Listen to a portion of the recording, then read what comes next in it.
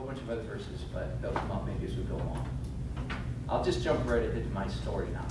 So you can already tell that a big part of my fun Bible theology, story, Bible narrative, is this story about the glory that comes and goes in the Old Testament.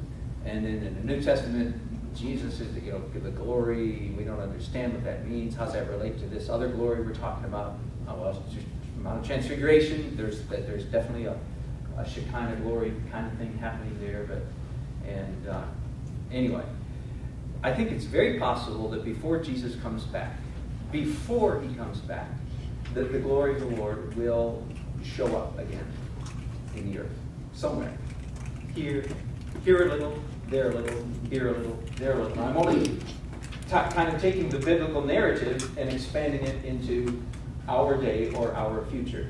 I will just say that it's conceivable to me, okay, that the glory will show up. And by glory, I mean Shekinah glory, I mean light, cloud, fire, something people see. Now, and I don't know if you've heard this or not, but there are many, many crazy people that I believe are otherwise sane and godly and exhibiting much fruit of the Spirit, who have said that it's not a big deal. They just say that a cloud appeared in our sanctuary this morning, and again, I know what modern Christians do with that. They go, oh, they're a bunch of heretics and screwballs, because they're poisoned by their modernity.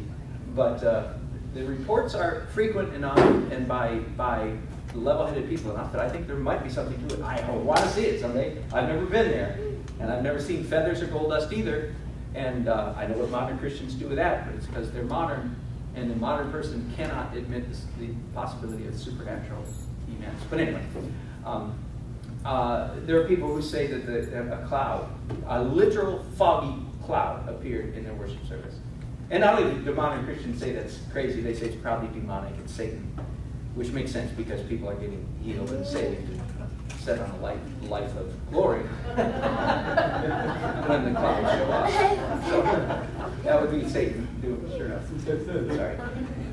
I think it's possible the glory of the Lord might show up. Yes? Question. Yeah. Going back 5 years. Yeah. 5.5 years. Yeah. Where it was. I recall the way this whole thing developed when you were talking about the first time was there was a progression of the glory of God's manifestation transitioning from external to internal over the course of time. Right. And in fact, we were even talking about then that this was an understanding of what happened to Ananias and Sapphira was that it had become so internalized after Pentecost, but it was just as the external glory of God was more intense early on in the experience of Israel, so the internal glory of God was more intense then, and something that now, somebody Welsh on his pledge to the church now, we don't expect him to drop dead, but it certainly happened back then because of the intensity of the presence of the glory of God internally. How do we go from that back to, oh, well, never mind, we're going to go back to the external manifestation? Good. Thank you. Very good question. And I might be all wet in my theory. The whole theory is yours. Yeah, but here's what I think. And there are some people that, like, this is what I'm going to share with you right now. Like, this is a big part of their life's message. This is huge. They teach this emphatically and have written books about it and so forth. And that is that, especially in the church age, it's sort of a parabola, if you will. Time of Christ, very outward manifestation, glory, miracles throughout the church history, and then it's going to come back at the end. I'll just say it that way. And they point to 20 years after Christ has happened, 20 years before he comes back, that's going to happen. 40 years, 100 years, 100 years, and so on and so forth. That's a theory, and it's worth looking at. But I guess in a sense, I am subscribing to this to a certain extent, that in the last day, the glory of the Lord will become manifest again. Now, even just those words, I hope would go, well, that sounds like the Bible. In the last day, this and that. So that's where that comes from. But I thank you for bringing that up. This is a very good point. So I guess I am subscribing to this theory that the outward manifestation is going to increase. See, and I guess it's all interesting and it's arguable one way or the other. right out that my hope for all of God's people is that the manifestation of His glory within us is going to Amen.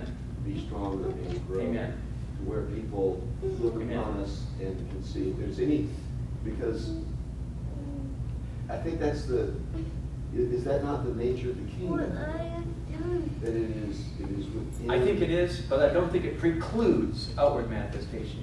In fact, I think that it's conceivable. In other words, okay, let me come back to that. I think that we're in for a season of revival.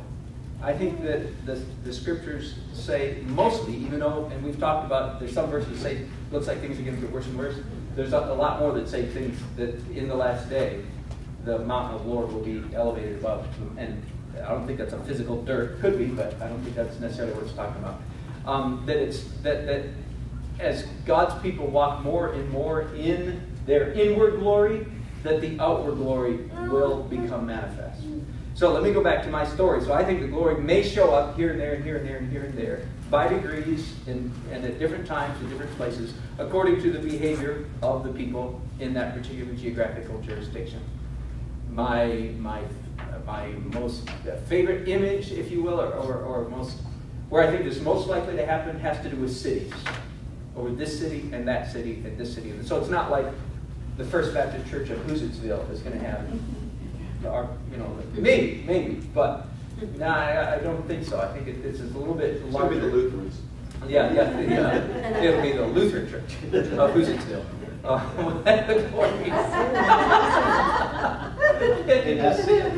In fact, if I were to jump ahead, I would say too that if this glory actually appeared over any church, it would completely ruin that church. It would completely ruin that church because they couldn't help but say, "We got it."